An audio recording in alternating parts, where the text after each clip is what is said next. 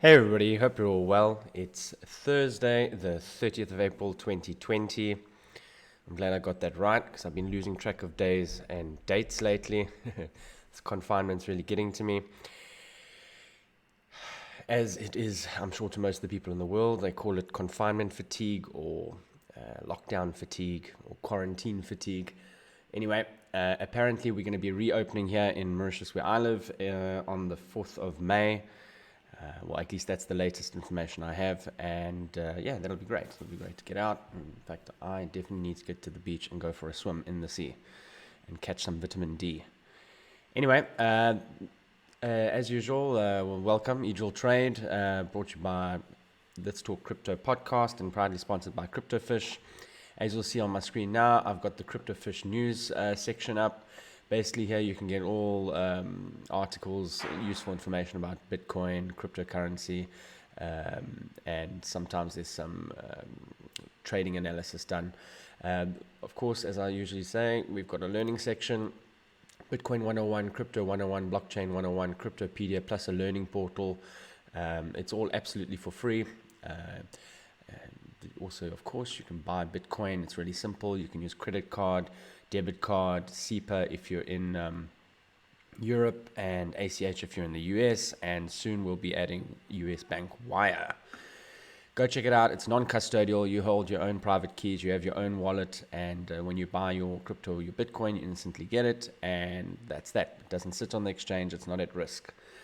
Okay, moving on. So I'm going to jump straight into the charts. We've had quite a bit of action while I was asleep. I'm GMT +4.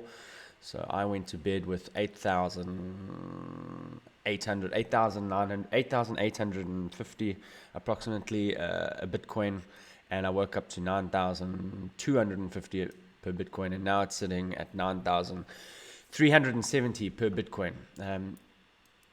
What I've got marked out here, for those of you who haven't watched previous episodes, I've got the yearly opens all marked out. Basically 2018, I've got a swing high here, which is very important. It's relevant to me at the moment, especially as we are approaching it, but I'll talk more about that later. I've got year open 2020, year open 2019, year open 2017. Now, all these opens have been tagged except for year open 2017. I'm not saying we're going to tag it, but it's just interesting. It's the unfinished business that we haven't tagged. Moving on into a lower time frame, let's have a look at what's happened overnight. Okay, so here on the weekly time frame, you'll see I've highlighted a bit of a liquid zone as I marked off between the 92.15 area up to about 95.96. I did say yesterday that I was looking for that to be hit if we could close above 83, 84. And we absolutely did, and we've gone straight on up into that zone up there. Now, this is on an open candle basis here, and we are Thursday today, and tomorrow, Friday, then of course we're going to have some weekend action, but we do have something very important, which I've actually forgotten to mention, and that is we have the monthly close today. And as you can see, we are well above the monthly 21. I don't want to make a prediction, but I think it's just about safe to say that it's highly likely that we're going to close above the monthly 21, and I definitely find that very bullish. So as long as we're up above this monthly 21, I think things are looking quite bright. But we are sitting at monthly resistance here, as you can see. In fact, that's how I came up with the 92 to 95 sort of area as an area of interest.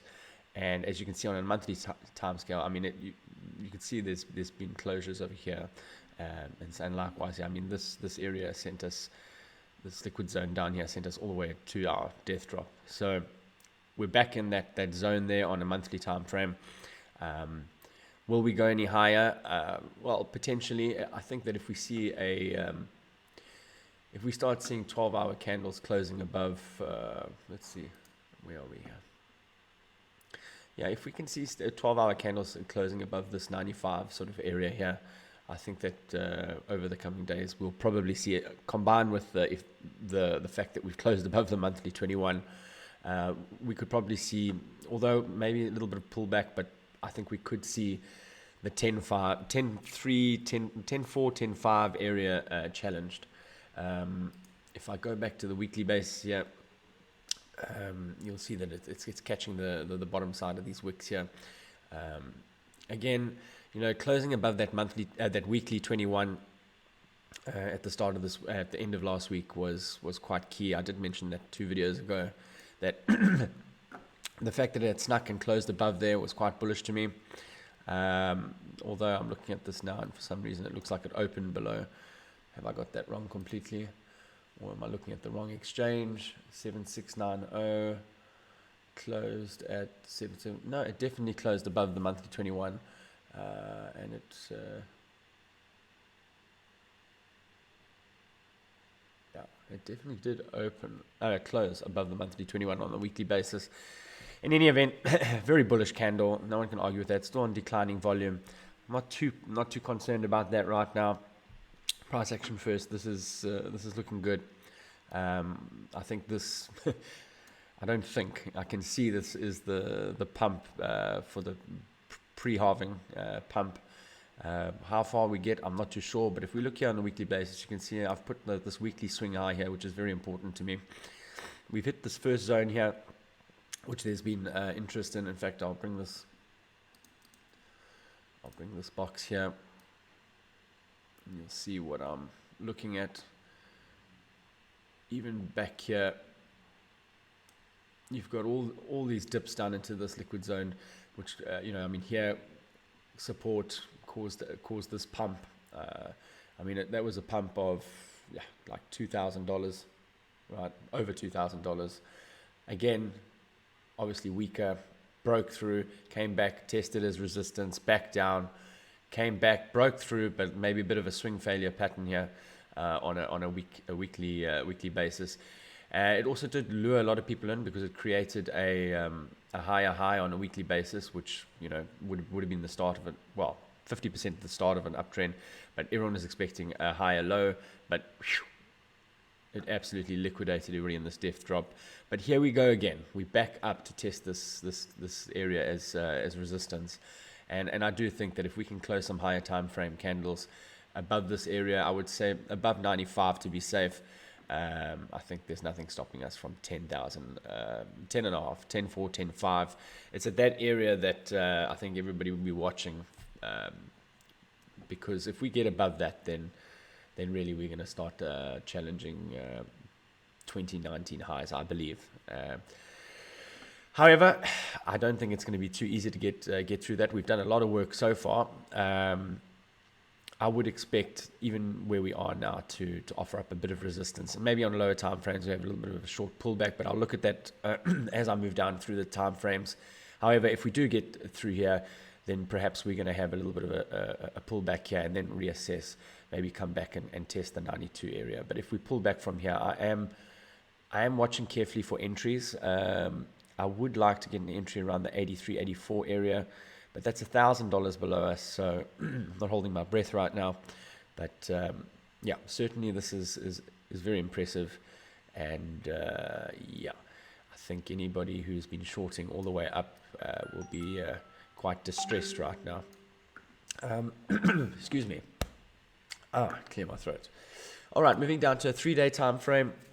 I forgot to mention. On the weekly time frame, I'm still quite bullish on the. Excuse me. Still quite bullish with this Stoke. It has called some good moves. See, when it crossed up here, we've got this massive pump up here, crossed down here, right, and look at what it's doing now. So I'm quite bullish on that. And if we move back to the monthly time frame, there is a chance here for the monthly. It does look like it's weakening off. I think that with a close this evening, anywhere where we are or above, slightly above, I think we could initiate the initial etchings of a cross up on the monthly Stokes, and they do have quite a lot of efficacy. If you look at this whole move up here in 2019, the Stokes crossed up here and took us all the way up to I think it was 11,500 if I'm not mistaken. And likewise, the cross down here has brought us all the way here. So, and up again. So we'll be watching that as well as a close above the monthly 21. But I think that's nearly a foregone conclusion that we'll probably reclaim the monthly 21. Moving on to a 3-day. 3-day Stokes up. Great price action here again into the liquid zone, meeting resistance. If we can close, if we can close the 3-day above 92, I would say 90. Yeah, to be safe, 92. I'm still bullish on this. RSI is looking healthy, just meeting the edge of the bullish control zone. It's looking good, but here's what I really my takeaway for today is this closure here. Last night we had a closure, well, 2 candles ago we had a closure above the 55 EMA, which I did mention, but we were still trapped between the 55 EMA and the 200 EMA. We've now managed to reclaim that 200 EMA, plus we closed above the 200 SMA, and we've left it behind. So if you remember, we had this death cross. It didn't really get much play. We got a little bit of divergence, but it's been swung around, and as long as we stay up here, this is going to turn into a golden cross, and I think we have a legitimate chance on actually doing that. I mean, we are $1,500 above the 200 EMA, and as long as we hear another 2, maybe 1 or 2 closes after this, we will see this golden crossed, and perhaps we'll pull back into that. Maybe that'll be the buy opportunity, pulling back into it, because quite often when these things are about to cross, the price action moves into it as they try and avoid the cross. Now, if that's the case, I mean, I still would like to try and on the 2-day time frame around the 200 SMA, like I was saying, about 83, 84, I think would be a good entry, at least somewhere to manage your risk. Ideally, down at 78, 79 would be an absolutely wonderful entry, but yeah, I'll be watching that very carefully. If we move back down to the daily close, again, daily closed, it smashed right through its 200 EMA, 200 SMA, 377 EMA, and has managed to close above the 84, 85 area, and is in the liquid zone there. It's hard to argue with that, but if you now in hindsight's 2020, I know, but if you look at this, we can definitely mark this down. This was a whole accumulation here, and you can see how it sort of curls up like this. And I did mention, I don't know if it was the last episode or the one before, that there was a lot of indecisive candles here, but they were leaking upwards like that. So I mean, all the little dips were being bought. If we went down to the lower time frames, all the selling was just being absorbed, and the last time I've seen absorption like that was back in 2019, when we pumped from the lows all the way up to 11,000. All the little dips were being bought, and that was a telltale sign. I mean, even if we put this on an inverse chart, sometimes it's nice to turn your chart upside down, the inverse, right? I mean, you can see this whole thing rolling over like that. And it's sort of a telltale sign. I mean, if on the inverse, it's distribution, obviously, but if we just put it back, to normal, obviously the opposite is accumulation. So this whole phase over here was reaccumulation, and what's quite interesting is it was walked up, and it was done. It was done carefully. That's the only way I can put it. But now it's being marked up, and in true spirit of markup, it doesn't give anybody a chance. Bang bang, right up there. So something to watch. It has hit the areas that I thought it would hit, albeit it's done a lot quicker than I thought. And I do think that we probably have a legitimate chance on challenging the 10,400. But I think a lot of people are watching the same thing. It could be interesting. I do remember a lot of people were expecting much stiffer resistance in 2019 when we hit the 6 to 7K level, and we just blasted straight through. liquidating a lot of shorts. I don't know. Maybe we'll see something like that again. But all I can say is it's nice to have a bit of volatility back in the market. And yeah, there's a lot of opportunities. So yeah, just keep your eyes peeled. Back to the 12-hour. Here, the Stokes are still very high. In fact, it's marking one of the highest readings. One of the highest readings in a very long time, if not for the last 2 years. So that's interesting. Not that it can't get higher, just that it generally doesn't stay up there for long. And all the down crosses, all the crosses on the 12-hour Stokes have been very profitable. So if we have a look at that now, combined with coming up against stiff resistance here, could spell a little bit of a pullback. But to be quite honest, I think that the euphoria right now is kicking in, and I do anticipate that this could take one more little leg up before we see a pullback. Although, that's just my opinion. Okay, enough about the charts. Before I end off on the charts, basically I'll be looking for a little bit of a pullback before entering any positions. I would like to see something around about the 83 area, although that is $1,000 below us, so I might not get a chance. My absolute dream long would be off 79 to 8,000. There's a lot of EMAs converging on that point, and we have moved up very quickly, but I am not so sure we're going to get there. In fact, let me just have a look at a 4-hour time frame. Yeah, we definitely are trending.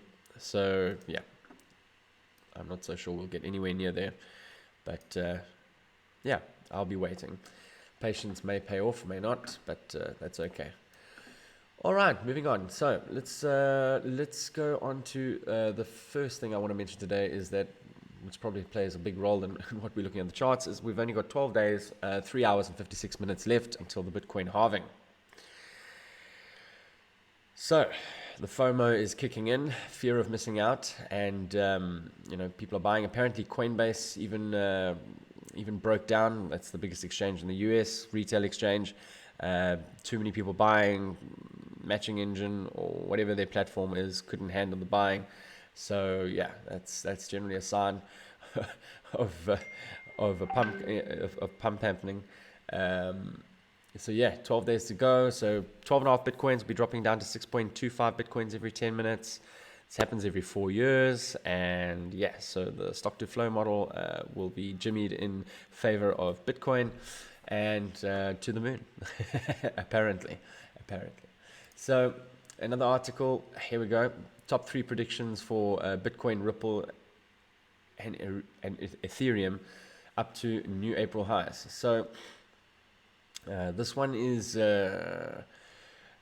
predicting Bitcoin price 20,000 potentially for 10,000 before the halving, and set the stage for gains to 20,000. Yeah, look, quite possible, but I'm thinking if this pump continues that we're probably going to be heading more towards the 2019 highs.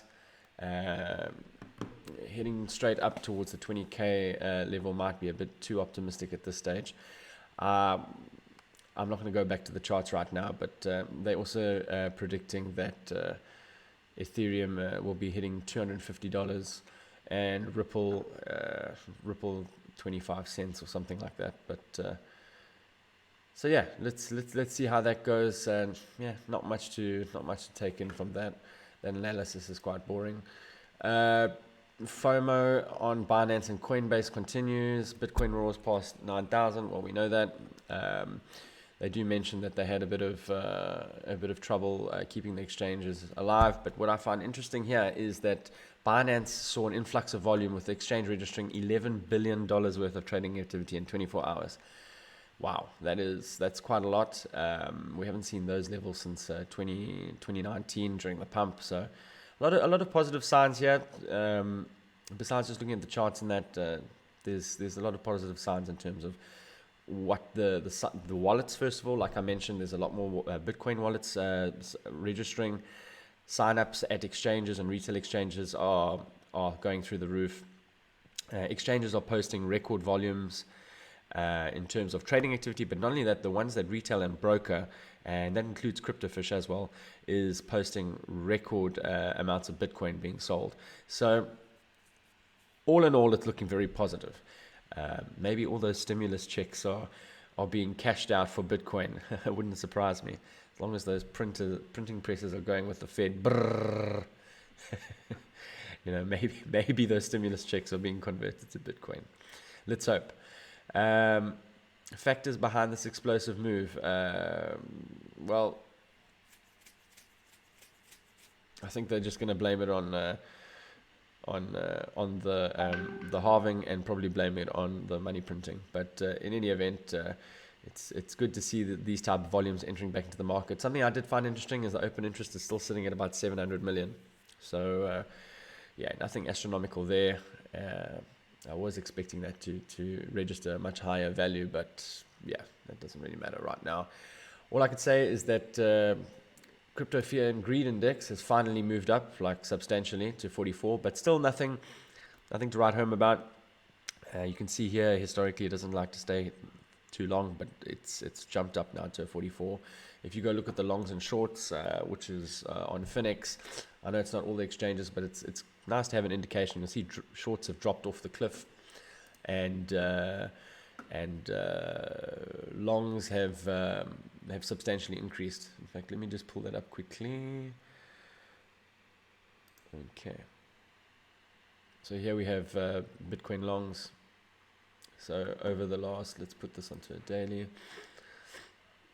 So over the last few days, I mean, we've substantially increased there. Bitcoin shorts dropping off a cliff again. So yeah, optimism is definitely increasing, and you can see that on the Fear and Greed Index. But we're still in the middle of the road here, and this thing isn't very useful for middle of the road. Extreme reads is what we want to see to give us some sort of sentiment to act on. Okay, guys. Well, let's hope we break the 9.5 area today. Let's hope we can get to 10,500 and beyond. But my gut feeling, and only my gut feeling, along with this analysis here, is that we do find a bit of resistance at the level that we're at now, but maybe a little bit of FOMO could take us to 10.5. But I am expecting a retracement of some sort, either here before 9.5 or at the 10.5 area. I will be looking for entries around 83, and my dream entry would be 79, but I don't think we're going to get that anytime soon. Maybe mid 8,000s, but yeah, I think 83 and 79 is a bit optimistic at this stage. Maybe in a few days' time, once things cool off a little bit. Right now, Bitcoin is trending, and I'd prefer not to get in the way. Have a great day, and stay safe.